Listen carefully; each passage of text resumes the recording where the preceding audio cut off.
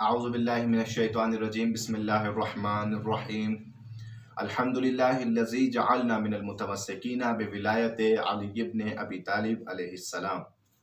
ناظرین اکرام، سب سے پہلے آپ کی خدمت میں عید غدیر کی، عید اکبر کی مبارکباد پیش کرتے ہیں اور اپنے وقت کے امام زمانہ کی خدمت میں اس عظیم اور اس بابرکت عید کی پرخلوص مبارکباد پیش کرتے ہیں۔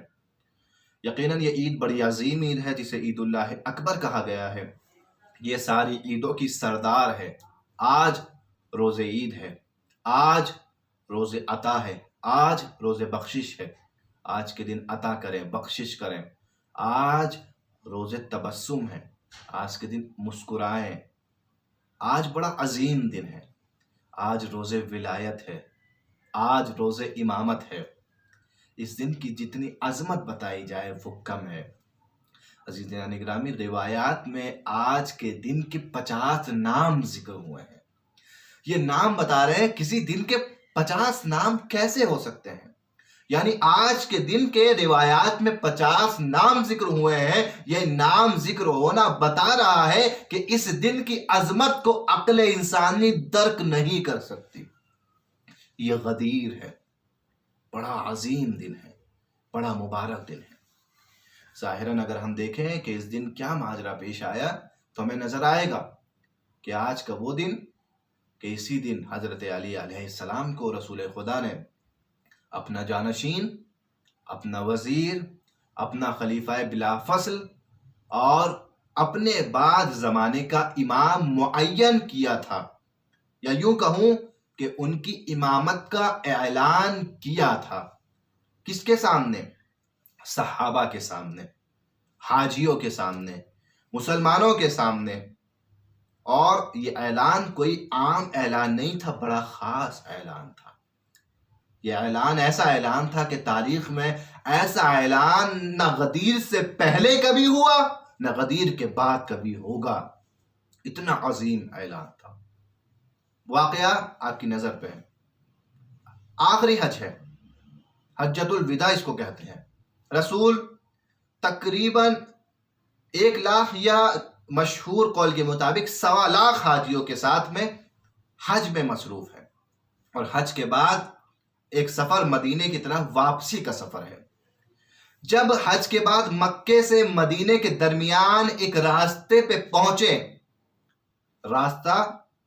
وہ راستہ کہ جسے میدان خم کہا جاتا ہے، میدان غدیر کہا جاتا ہے، اس راستے پر پہنچے تو حضرت جبریل علیہ السلام، جناب جبریل امین آئے اور رسول خدا تک وحی پہنچائی، پیغام پہنچایا۔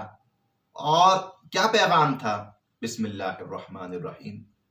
یا ایھا الرسول بلغ ما انزل الیک من ربک فإن لم تفعل فما بلغت رسالتہ واللہ یعصمک من الناس۔ اے رسول، بلغ، پہنچا دیجیے اس پیغام کو، ما انزل الیک من ربک، کہ جو آپ کے پروردگار کی طرف سے نازل ہوا ہے۔ اور فقط اتنا نہیں کہا بلکہ ایک اور جملہ اضافہ کیا کہ جو بڑا پیغام عظیم ہے، یہ جملہ بتا رہا ہے کتنا بڑا پیغام ہے، کتنا عظیم پیغام ہے۔ یہ جملہ بتا رہا ہے فَإِن لَمْ تَفْعَلْ فَمَا بَلَّغْتَ رِسَالَتَهُ۔ یہ پیغام نہ پہنچایا تو رسالت کا کوئی بھی کام گویا آپ نے انجام نہیں دیا۔ وَاللَّهُ يَعْصِمُكَ مِنَ النَّاسِ، اللہ آپ کی لوگوں سے حفاظت کرے گا۔ یہ پیغام پہنچا دیجئے۔ رسول نے کیا کیا؟ رسول نے اس قافلے کو وہیں پر ٹھہرنے کا حکم دیا۔ یہ واقعہ کوئی افسانہ نہیں ہے، کوئی جعل واقعہ نہیں ہے کہ جسے کہہ دیں کہ اس واقعے کی سند کہاں ہے۔ ہم اس واقعے کی سند دیں اس سے پہلے اہل سنت برادران اس واقعے کی سند دے دیں گے۔ اس واقعے کی سند اہل سنت برادران کی کتابوں میں بھی ملتی ہے۔ یہ واقعہ شیعہ کتابوں میں بھی ملتا ہے۔ مسند احمد بن حنبل میں یہ واقعہ نقل ہے، اور وہ مسند بڑی معتبر مسند ہے اہل سنت برادران کے لیے۔ یہ واقعہ 110 صحابی اس واقعے کو نقل کر رہے ہیں، کم نہیں ہے، 110 صحابہ۔ کمال ہے، تعداد صحابہ بھی اتنی ہے کہ جتنا مولا کائنات کی نام کی عدد ہے، جو بتا رہا ہے کہ آج کا یہ پیغام علی کے نام ہے اور اسے زمانہ بدل نہیں سکتا۔ 110 صحابہ نے اس واقعے کو نقل کیا ہے، اور چاہے سنی ہو یا شیعہ، تمام علماء کے نزدیک یہ حدیث جو حدیث غدیر کہلاتی ہے یہ متواتر ہے۔ متواتر یعنی اس حدیث پر آنکھیں بند کر کے یقین کیا جا سکتا ہے، اس حدیث میں جھوٹ ہونے کا 1% بھی امکان نہیں ہے، چاہے سنی عالم ہو چاہے شیعہ عالم ہو، اس حدیث میں 1% بھی امکان نہیں بتا سکتا کہ حدیث جھوٹی ہے۔ وہ الگ بات ہے کہ حدیث کے معنی ادھر سے ادھر کر دے، لیکن خود حدیث کے وجود کو جھٹلایا نہیں جا سکتا کہ من کنت مولا فہذا علی المولا، رسول نے فرمایا، یہ حدیث صحیح اور متواتر ہے۔ یہ حقیقت ہے اس واقعے کی۔ اب یہ پیغام نازل ہوا جبریل علیہ السلام کے ذریعے سے۔ رسول نے کیا کیا؟ رسول نے اعلان کیا کہ یہاں پر لوگوں کو جمع کیا جائے، صحابہ کو جمع کیا جائے۔ اب واقعہ آپ کی نظر میں ہے، کچھ آگے جا چکے تھے، ان کو بلایا گیا کہ پیچھے آ جائیے، کچھ پیچھے رہ گئے تھے، ان کا انتظار کیا گیا اسی مقام پر۔ یہ نقطہ ولایت ہے، اور اس نقطے سے نہ کوئی آگے بڑھنے کا حق رکھتا ہے، نہ کوئی اس نقطے سے پیچھے ہٹنے کا حق رکھتا ہے۔ لہٰذا یہ وہ نقطہ ولایت ہے کہ نہ اس سے آگے بڑھنا ممکن ہے، نہ اس سے پیچھے ہٹنا ممکن ہے۔ اور اس کے بعد میں کیا ہوا؟ کجاووں کا منبر بنایا گیا۔ کجاووں کا منبر کیوں بنایا گیا؟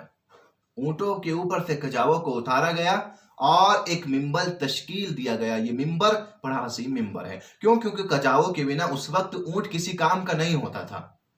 اونٹ لے کر جانے کے لیے ضروری تھا کہ کجاوا ہونا چاہیے، لہٰذا کجاوا اتروا لیا گیا، اور اس کے بعد منبر پر جانے کے بعد طولانی خطبہ دیا، اور خطبے کے بعد میں مولا علی کو بلایا اور مولا علی کے ہاتھوں کو بلند کر کے اپنے ہاتھوں پر کہا من کنت مولا فہذا علی المولا، جس کا میں مولا اس کا علی مولا۔ اور یہ اعلان جب کیا تو آیت نازل ہوئی کہ آج کے دن دین بھی تمام ہو گیا، نعمتیں بھی کامل ہو گئی، خدا تمہارے دین سے راضی ہو گیا، یہ دین تمام ہوا علی کی ولایت پہ، یہ نعمتیں کامل ہوئی علی کی ولایت پہ، خدا دین سے راضی ہوا علی کی ولایت پہ۔ اب اگر کوئی تفسیر غلط کرے اور کہے کہ یہاں مولا سے مراد خلیفہ نہیں ہے، جانشین نہیں ہے، یہاں مولا سے مراد دوست ہے، تو اب میں کہوں گا کہ اگر عقل کے ذریعے سے اس واقعے کو دیکھا جائے تو دو چیزیں دلالت کرتی ہیں، ایک زمان، ایک مکان۔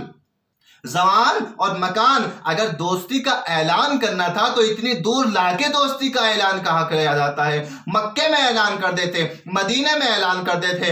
اگر دوستی کا اعلان کرنا ہی تھا تو صبر کرتے، مدینے پہنچ جاتے، وہاں جا کر اعلان کر دیتے، مگر ایک میدان میں بیچ میں تپتی دھوپ میں صحابہ کو روکنا، اس کے بعد کجاووں کا منبر بنوانا، اور پھر اس منبر پر طولانی خطبہ دینا، اور اس خطبے میں تمام دین کو اول سے آخر تک بیان کرنا، یہ کیا بتا رہا ہے؟ یہ بتا رہا ہے کہ یہاں دوستی کی بات نہیں ہے، یہاں حقیقت ولایت بیان کی جا رہی ہے۔ لہٰذا پروردگار عالم سے دعا ہے کہ پروردگار ہمیں توفیق دے کہ ہم غدیر کی معرفت حاصل کر سکیں، غدیر کو سمجھ سکیں اور سمجھ کر دوسروں تک پہنچا سکیں۔ اس سے عظیم واقعہ تاریخ میں کوئی نہیں دیکھا کسی نے۔ اب 3 دن غدیر کے اعلان کے بعد روکا گیا، اور جب 3 دن یہ روکا گیا، ظاہر سی بات ہے معمول کے مطابق غدیر اگر اعلان نہ ہوتا تو 3 دن پہلے لوگ مدینے پہ پہنچتے، لہٰذا 3 دن پہلے سے لوگ کھڑے تھے انتظار میں حاجیوں کا استقبال کرنے کے لیے، مگر نہیں آئے۔ 1 دن گزرا نہیں آئے، 2 دن گزرا نہیں آئے، 3 دن گزرا نہیں آئے۔ کیوں نہیں آئے؟ یہ واقعہ اسی لیے انجام پذیر ہوا تاکہ وہ 3 دن انتظار کریں اور یہ پیغام جو حاضر تھے وہ غائب کو پہنچا دے۔ اب جب 3 دن لیٹ اور 3 دن تاخیر سے قافلہ آیا ہے تو انتظار کرنے والوں نے پوچھا کہ 3 دن لیٹ کیوں ہو گئے؟ کہا اب کیا بتائیں، اعلان ہو رہا تھا۔ کس چیز کا اعلان ہو رہا تھا؟ علی کی ولایت کا اعلان ہو رہا تھا۔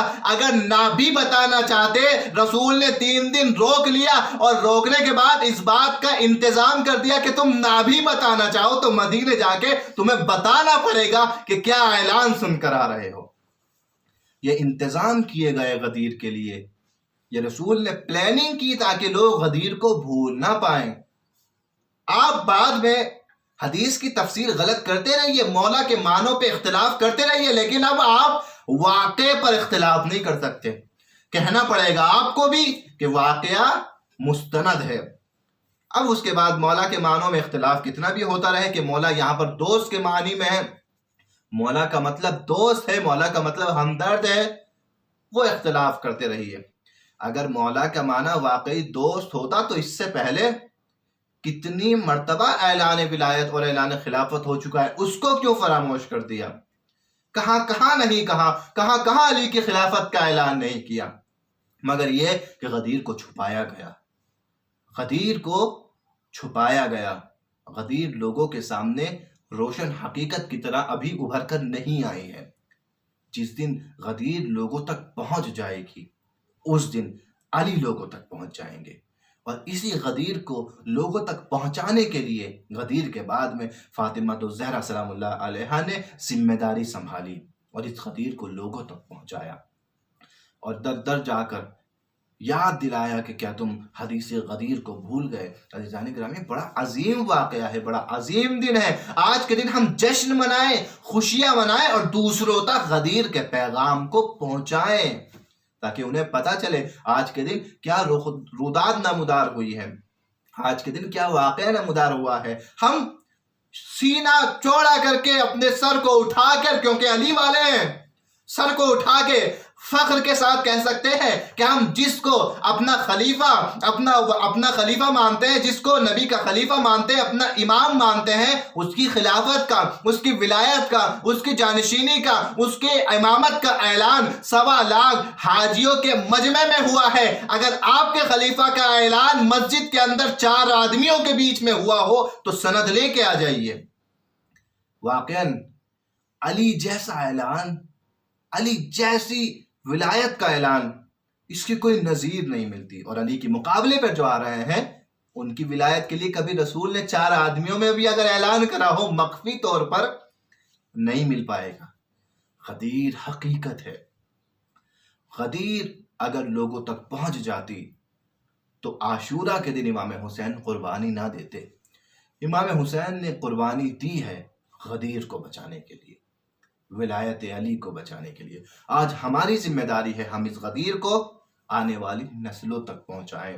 انشاءاللہ پروردگار ہمیں توفیق دے ہم غدیر کو سمجھ سکیں اور آگے تک پہنچا سکیں، آنے والی نسل تک پہنچا سکیں. یہ غدیر پروردگار تجھے واسطہ محمد و آل محمد کا، اس غدیر کے وسیلے سے ہمیں سچا مولائی، خالص مولائی بنا دے اور ہمارا شمار ان لوگوں میں کر کے جو علی کے خاص اور شیعان حیدر کرار ہے. والسلام علیکم ورحمۃ اللہ وبرکاتہ.